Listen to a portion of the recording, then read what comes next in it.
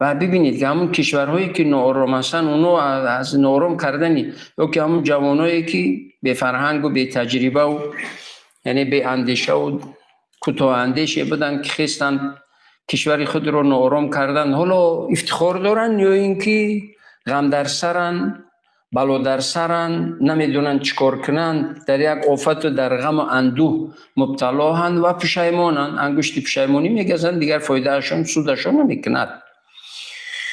برای همین باید که مسلمان باید دور فکر کند، مسلمان باید عقلش رو استفاده کند. ببینید قرآن زیاده از 1200 چند جا مسلمان رو میگه که عقلت رو استفاده بر. افلا تعقلون، افلا تدبرون، افلا یعقلون، افلا یتدبرون، افلا، یعنی همه این آیا عقل رو استفاده نمیکنید، آیا فکر نمیکنید، آیا اندیشه نمیکنید، آیا گذشته رو نمی آموزی؟